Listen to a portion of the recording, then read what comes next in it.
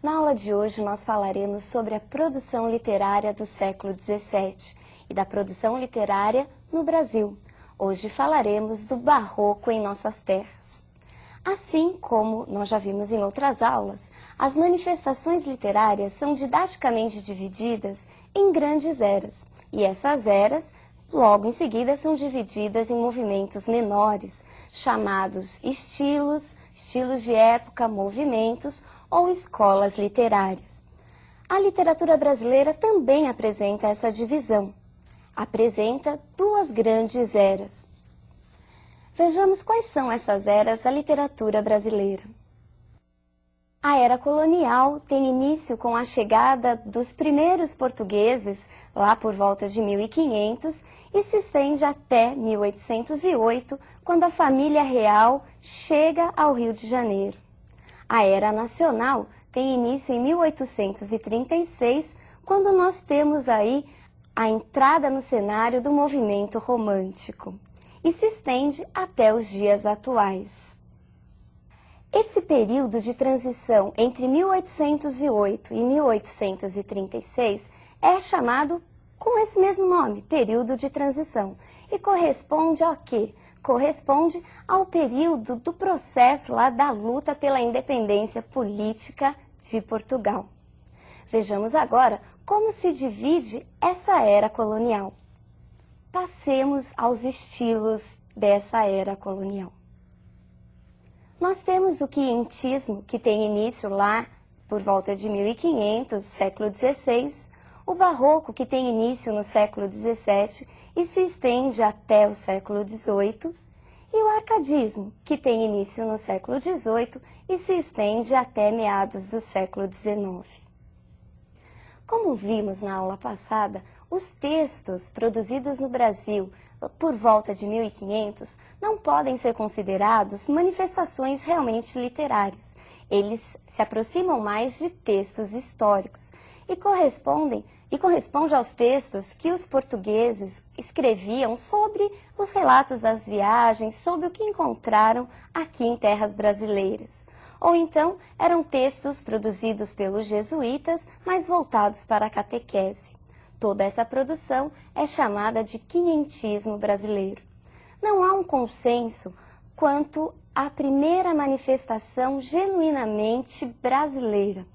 Alguns acham que o barroco foi essa manifestação. Outros, por sua vez, acreditam que só podemos falar em uma literatura realmente brasileira a partir do romantismo, ou seja, a partir do século XVIII. Mas numa coisa todos os estudiosos concordam. O barroco é no barroco que encontramos não só o primeiro, mas um dos mais talentosos poetas do Brasil. É o grande Gregório de Matos.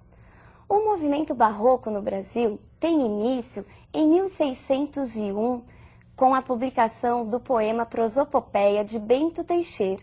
E tem aí um longo período, ele se estende até meados do século XVIII, quando ocorre a fundação da Arcádia Ultramarina, lá em Vila Rica, em Minas Gerais, e também é o período, tem como marco também, a publicação das obras poéticas de Cláudio Manuel da Costa. O termo barroco no Brasil apresenta duas grandes vertentes. Nós falamos de um barroco literário e arquitetônico lá no século XVII, principalmente na Bahia, e falamos também de um barroco mineiro, de um barroco no século XVIII, conhecido como barroco tardíaco, que é contemporâneo do arcadismo.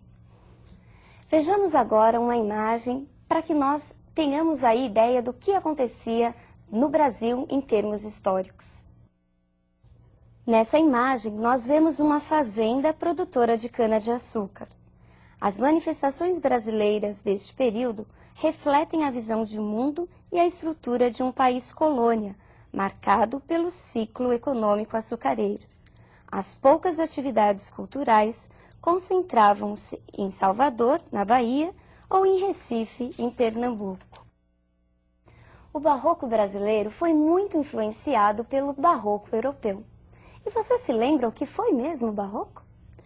O barroco foi o movimento do contraste, do exagero, do jogo das ideias e das verdades contraditórias das oposições. Este barroco, marcadamente exagerado, também tem suas reflexões aqui em nossas terras. O jogo de ideias e de palavras visava o quê? Visava não só a ornamentação, a preocupação com a estrutura formal do texto, mas visava também aquele jogo lógico, jogo de ideias. E esse jogo, essa atitude lúdica, nos faz lembrar de duas faces do movimento barroco. Vejamos quais são essas faces barrocas. O barroco apresenta o cultismo e o conceptismo. O cultismo corresponde ao jogo de palavras, à preocupação com a estrutura formal do texto. Daí nós encontrarmos aquela linguagem rebuscada, muitas vezes de difícil compreensão. O termo cultismo é também conhecido como gongorismo. Por quê? Porque foi muito influenciado pelo poeta espanhol Luís de Góngora. Já o conceptismo corresponde ao jogo de ideias, de conceitos, através de um raciocínio lógico. E visava o quê? Visava a persuasão, ao convencimento. O conceptismo é também conhecido como quevedismo, por ter sido influenciado pelo também espanhol Quevedo. O cultismo e o conceptismo também influenciaram nossos autores. Vejamos quais são os autores barrocos. Nós temos Bento Teixeira, o autor do primeiro poema barroco brasileiro, Prosopopeia.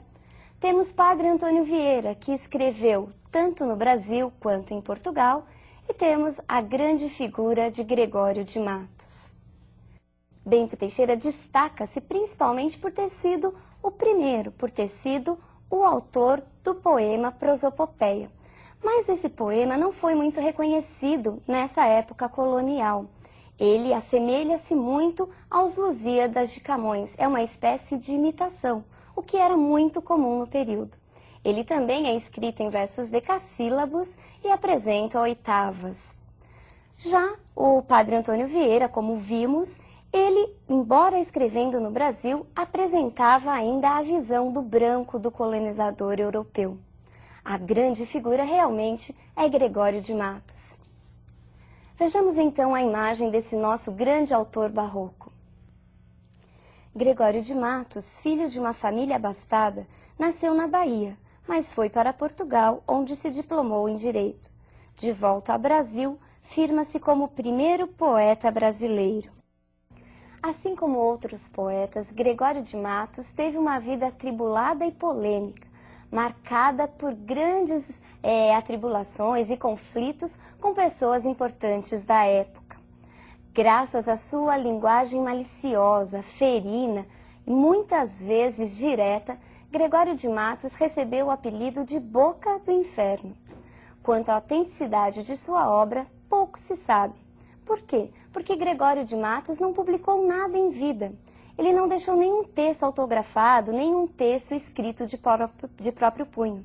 O que se sabe, nós devemos a quem? A Academia Brasileira de Letras, que no século XIX fez uma coletânea com os seus principais textos, com sua obra. E aí nós temos 6 volumes com a obra de Gregório de Matos. O dualismo, o exagero, essa ambiguidade barroca também está presente neste poeta. Vejamos quais são suas principais características. Dualismo, insatisfação, fugacidade e ousadia. Refletindo o dualismo barroco, oscilou entre o sagrado e o profano. Ora demonstrava aversão pelo sagrado, pelo religioso, escrevendo textos sensuais e pornográficos. Ora, seus poemas apresentavam uma profunda devoção a Deus e aos santos. Insatisfação. Gregório de Matos foi um poeta insatisfeito com a vida na colônia e com a sua inadaptação ao ambiente baiano, que frequentemente era criticado em suas obras. Fugacidade. Gregório de Matos deixou claro sua consciência sobre a transitoriedade da vida. Seus textos mostram frequentemente as vaidades humanas como insignificantes e passageiras. A ousadia, ao contrário do padre Antônio Vieira, que apresentava um caráter mais conservador, com uma visão mais europeia, Gregório de Matos é considerado um poeta inovador e irreverente. Mesmo adepto do cultismo, também cultivou o jogo de ideias presente no conceptismo. Embora conhecido basicamente como um poeta satírico, criticando as pessoas de seu tempo e as instituições, Gregório de Matos apresenta uma vasta obra. Vejamos as suas principais produções, em que gêneros ele mais se destacou. Sua obra se divide em poesia lírica e poesia satírica, e a poesia lírica, por sua vez, se divide em sacra, amorosa e encomiástica. A poesia sacra é também chamada de poesia religiosa e apresentava o conflito entre o mundo, entre a vida terrena e a vida e os valores espirituais. Gregório de Matos oscilava sempre entre esses dois mundos. Vejamos agora um exemplo da sua poesia religiosa. Esta razão me obriga a confiar que, por mais que pequei neste conflito, espero em vosso amor de me salvar. Na poesia amorosa, nós encontramos o dualismo barroco, nós encontramos a oscilação entre o amor espiritual e o amor carnal. Vejamos um fragmento dessa poesia. Ardor em firme coração nascido, pranto por belos olhos derramado, incêndio em mares de água disfarçado, rio de neve em fogo convertido. Tu, que em um peito abrasas escondido, tu que em um rosto corres desatado, quando fogo em cristais aprisionado, quando cristal em chamas derretido. O amor é finalmente um embaraço de pernas, uma união de barrigas, um breve temor de artérias, uma confusão de bocas, uma batalha de veias, um rebuliço de ancas. Quem diz outra coisa é besta. Perceberam a diferença? No primeiro, um amor espiritualizado, no segundo, um amor mais carnal.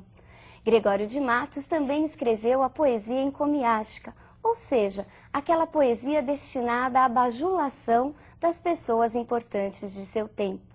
Ele também escreveu, e é por isso que é muito conhecido, as suas famosas poesias satíricas, em que criticava não só as pessoas da época, mas principalmente a exploração de Portugal nas terras brasileiras. Vejamos agora um exemplo de sua poesia satírica.